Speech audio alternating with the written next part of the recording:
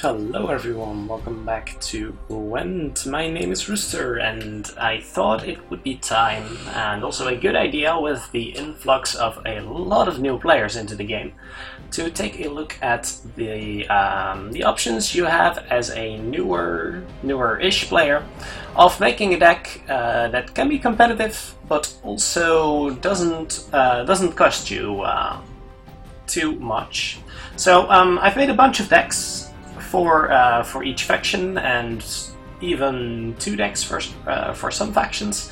And let's go take a look at the first one of them, starting with Budget Radovid. Now these decks are all in the ballpark of about 1200 dust, 1200 scraps, of course, something thereabouts. And I did not mean to immediately jump into a game, but we can take a look at the deck list afterwards, I guess. Perhaps this is even a better format, I don't know. Let's go and take a look at what we've got over here. What we're looking for right at the start is exactly 1 Temerian foot soldier, and a few bronze units, and as many gold and silver cards as we can. Up against Bran, so I'm not expecting too much weather, so we can throw out at least 1 first light. I would like to throw away 1 ballista, and then I think, since we haven't got any of our Temerian foot soldiers blacklisted, that we'll keep it like this. Now the idea of this deck is, since it is based on a deck list from Dunkaro and Ruben, it is a pretty heavy control deck, so it is based on controlling your opponent, keeping their board small. Their opponent isn't really adding too much to the board right now, so let's quickly check their graveyard. Their Queensguard. That could be troublesome in the later turns, but let's focus on our own game plan right now. Before we use any first light, before we use Priscilla, we really want to get the Temerians out of our deck, so let's get started with that. It's also a good way of establishing dominance onto the board, which is not to be underestimated. Now another good thing to do early on is using your Reaver Scouts to get more bronze units out of the deck. We could shoot the Pirate here, that's probably fine. Not expecting too much on the range throw from our opponent, so this is perfectly acceptable. And then we'll see. Buffing the Queensguard, so they are coming out as a, let's see, as a 14. That's actually pretty huge. Might want to actually kill Drake here. Well, actually, I'm not that scared of him decoying it. Maybe I should, but let's go. Let's see if he adds 14 to the board. He goes to 26. So if we add 8, then we're not quite ahead. So I think I might actually add Geralt here. Let's get this over with. And see if he wants to commit this round. Because he would like to use his Queensguard here, but that doesn't even give him the lead yet. So that means that we might even be in a position to pass. Of course, with a deck like this, you would really like to establish a good enough board that you're willing to pass. Well ahead by a lot, but you always have to keep in mind the possibilities your opponents have. Discarded a Priestess, actually, that's interesting. And Olgierd coming back next round, so it's really important that we win this first round, because it's gonna be tough for us in the next few ones. So let's go and pull out another Ballista here, and I think I'm going to shoot Morkvark and not Drake here. Because there might be a decoy coming. Alright, he's giving us the Burna. That means that we are pretty safe to pass here. He's got the Queensguards coming up. Let's do a quick check. That's 14. Adding 14 here will bring him to 33, and then we would still need to play another 19 in strength. That's pretty ridiculous. So I'm not expecting him to grab this round. We're pretty safe to pass here. Could be wrong, but I think you would need to spend something ridiculous like 3 cards. And in that case we're pretty safe, actually. So now we've at least got Ciri here, which is good. Ciri comes back to our hand, and we drew Stannis, so that's excellent. A big part of what we were hoping for here. I would also like to use Priscilla to thin our deck a little bit, and I would like to use the First Light, because that's one of the weaker cards in our hand right now. But first let's get started by playing Ciri here. Ho ho, I sense trouble.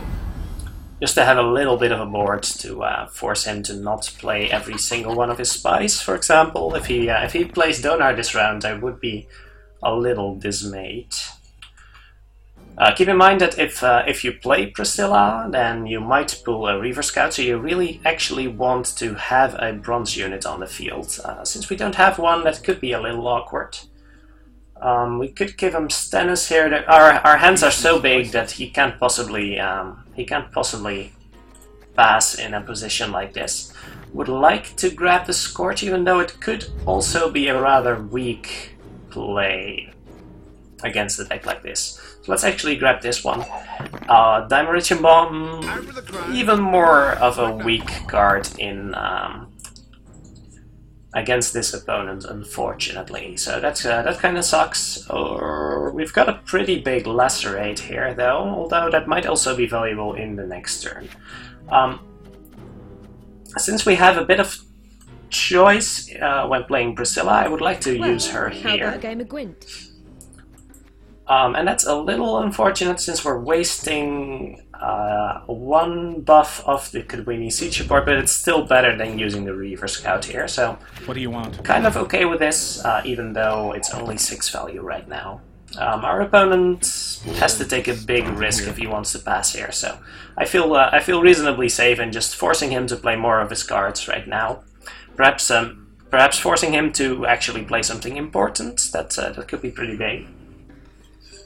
Anything we really want to use at this point? We want to use the First Light, so let's get that out of the way. What do you want? Get another support. That's actually not bad at all. It's a reasonable value play also. And then we'll see, we'll probably use the Dimeritium Bomb to be fair. Yeah, even though it doesn't really do anything right now, we are forcing out more important cards from our opponent, and any card he uses right now that could be powerful in next turn is good for us. So we can do a quick count, but I'm pretty certain we could... Oh no, of course we can't. I was thinking of resurrecting Burner, but of course that's not gonna happen. I could resurrect a Reaver Scout with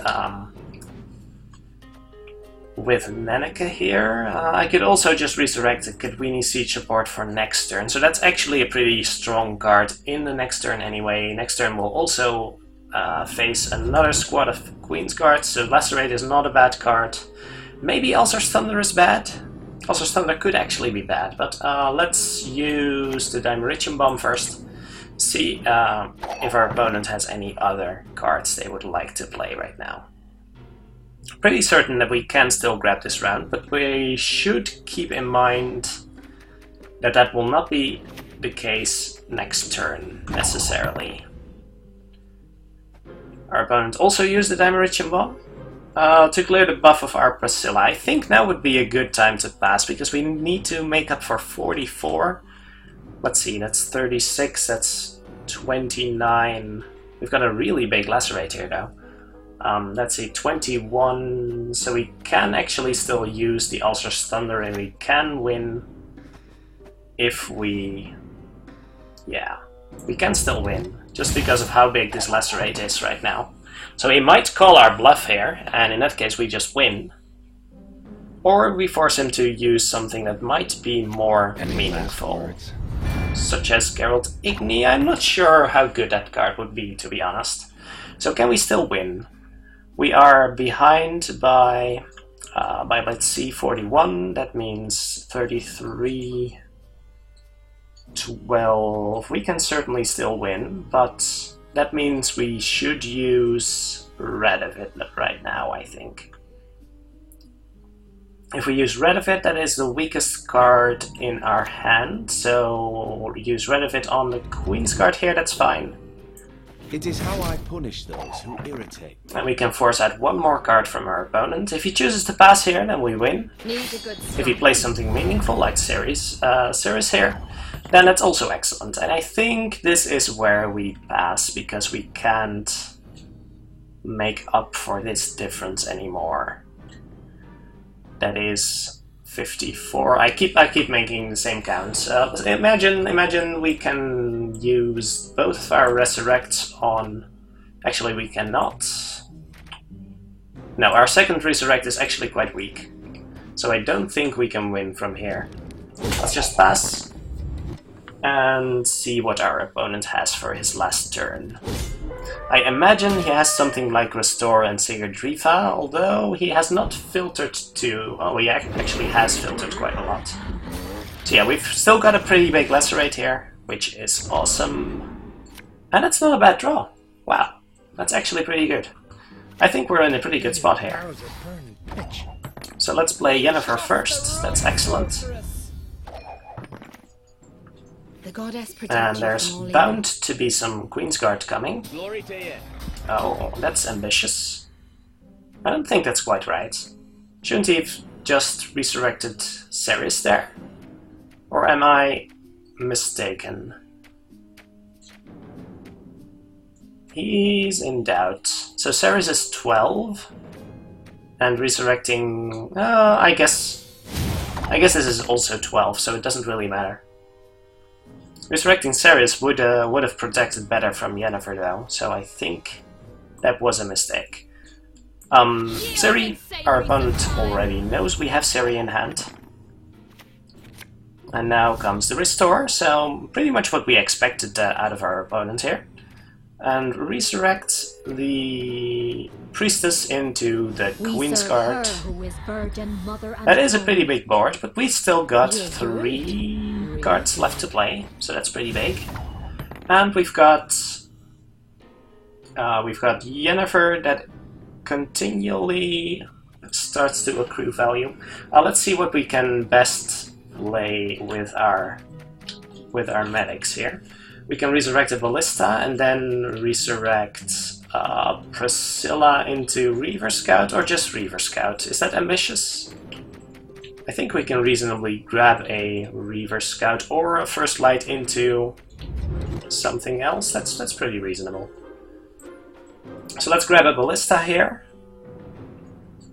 Is that the best choice, or should we resurrect Priscilla? We should resurrect Priscilla here, because she will likely find one or the other. Do we Scorch? We do not Scorch. Show the cards, please. Thank you. So we just grab this one, and then we can Shani afterwards. So we've got the Lacerate. And let's see, hits 2 targets. We should have Lacerated first, actually, because now... actually, that does matter.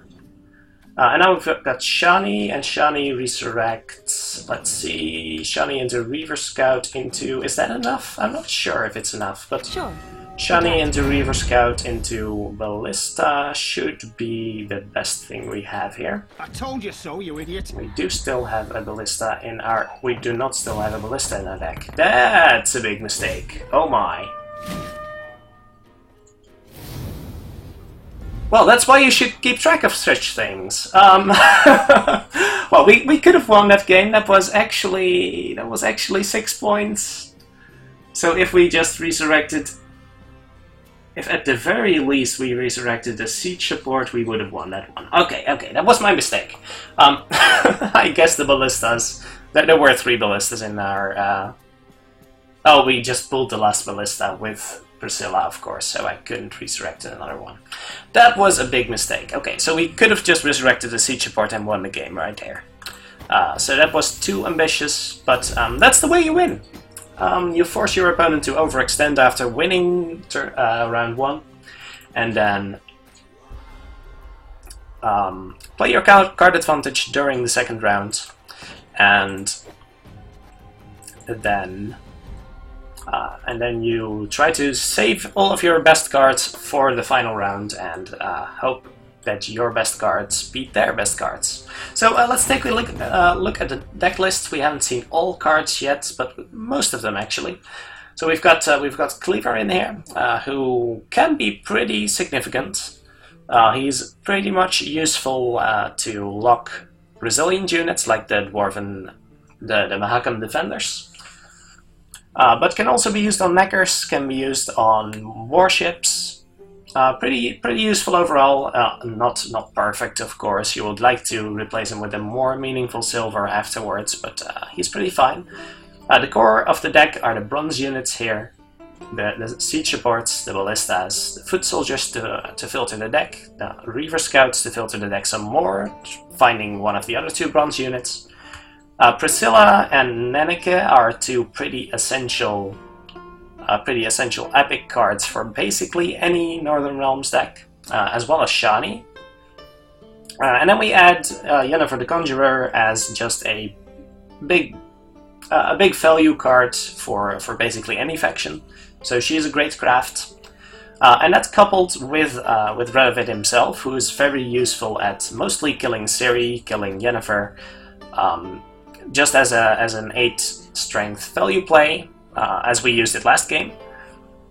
So he's pretty essential to a deck with this playstyle, but that's 5 epics that you should probably all craft before trying this deck in ranked mode. But you can steadily work towards a deck like this and just gradually generate cards, because the starter Northern Realms deck is not actually all that much unlike this one.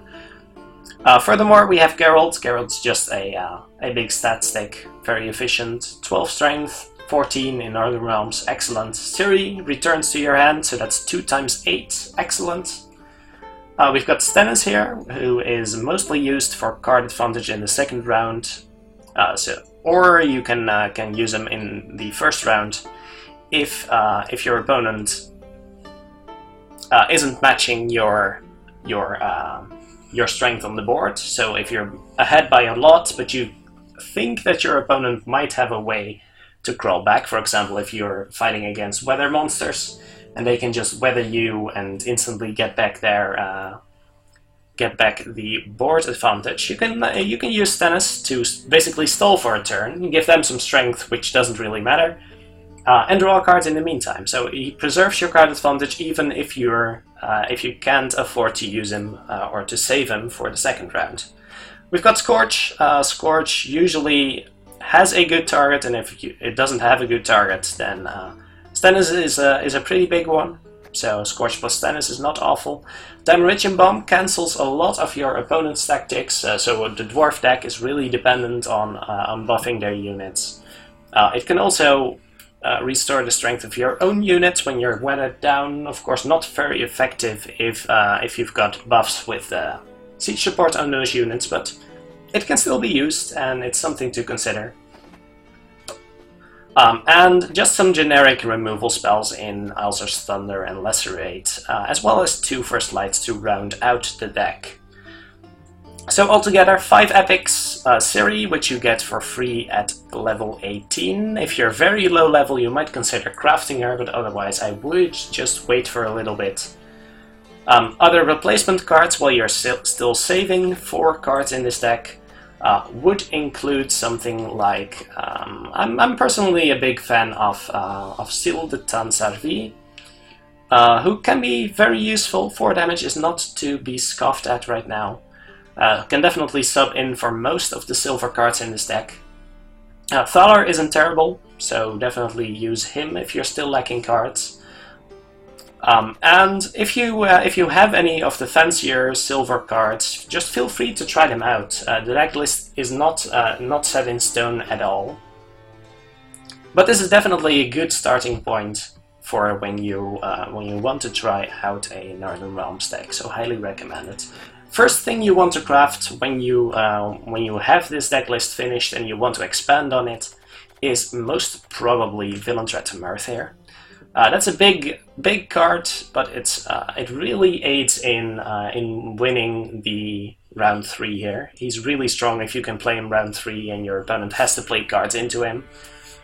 It's weak to Dimeritium Bomb, of course, it's weak to Dimeritium Shackles, but there's not a lot of cards that answer Philanthropum Earth efficiently, so he's really big. He can also help you get a huge lead in turn 2 if you play Philanthropum Earth first, and then manage to play Prince Tennis and Ciri afterwards, because your opponent then is left with only the gold cards they happen to play into him, and you're gaining card advantage in the meantime, so that's really big. So definitely the first card I would look for when you're looking to expand this deck. And there's plenty of info on other Radovid decks, but for now this has been Budget Radovid. I hope you enjoyed. Let me know what you think of the deck, whether it has been successful for you. You should definitely be able to do well with this deck, right up to rank 10, rank 12.